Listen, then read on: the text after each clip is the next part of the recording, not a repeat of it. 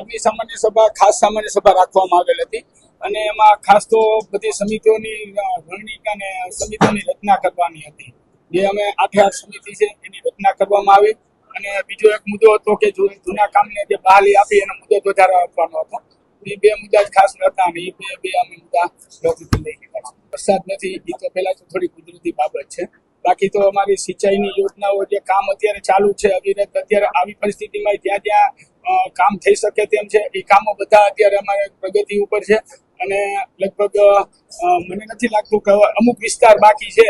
બાકી 80% વિસ્તારોમાં સારી વાવણી લાયક વરસાદ થઈ ગયો છે. રોડ રસ્તા રિપેરિંગ માટેની તો અમે કાર્યવાહી લગભગ અમે જ્યારથી પ્રમુખ પદનું સંભાળ્યું પ્રમુખ બધા સાથે ચાલુ કરી દીધું છે.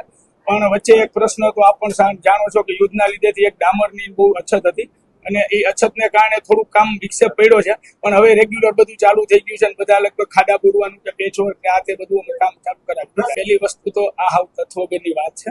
ત્યાં અમે 300 થી 350 કાર્યકરો મહિલાઓ સાથે અને હું તો મારા પરિવાર સાથે ત્યાં હાજર હતો.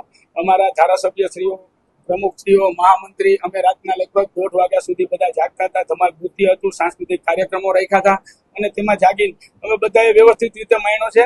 આ હાવ તત્વગરની હાવ વિરોધાભાસી વાત છે.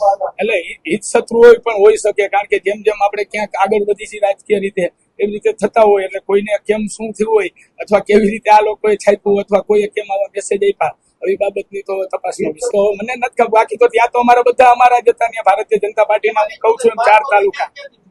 હવે લીકેજ એટલે એ પ્રશ્ન જ છે નહીં, પણ હવે પ્રશ્ન જ નથી તો લીકેજ થવાનું વાત ક્યાં છે? કારણ કે ત્યાં અમારે પ્રશિક્ષણ વર્ગ હતો. 100% હાલે થાય છે એવું, પણ છતાંય અમે અમારી રીતે જે અમારે કામ કરવાનું છે એ અમે અમારી રીતે કરશું.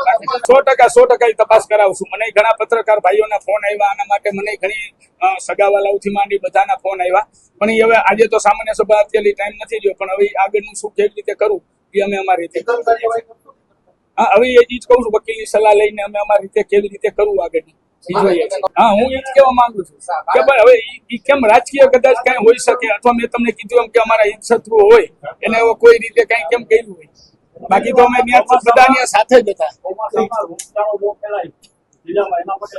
એના માટે અમે આરોગ્ય વિભાગને તમામ અધિકારીઓને બધાને સૂચના આપી દીધી છે કે ભાઈ જે કાંઈ કરવું પડે, ક્યાંય ગંદકી કે પાણીના ક્યાંય બગાડ થતા હોય અથવા ક્યાંય છંટકાવ કરવો પડે એ માટે પીએસસી સીએસસી તમામને અમે અગાઉ લગભગ 1 મહિના પહેલા સૂચના આપી દીધી છે. પેચવર્ક તો એવા કામો છે કે જ્યાં 5-7 વર્ષ પહેલા રોડના કામ થઈ ગયેલા હોય ને ત્યાં વૃદ્ધા પડ્યા હતા એવા કામો છે. બાકી જે ગેરંટી વાળા કામો છે એવા કોઈ મારા ધ્યાનમાં હજી આવ્યા નથી કે જેમાં ખાડા પડ્યા હોય.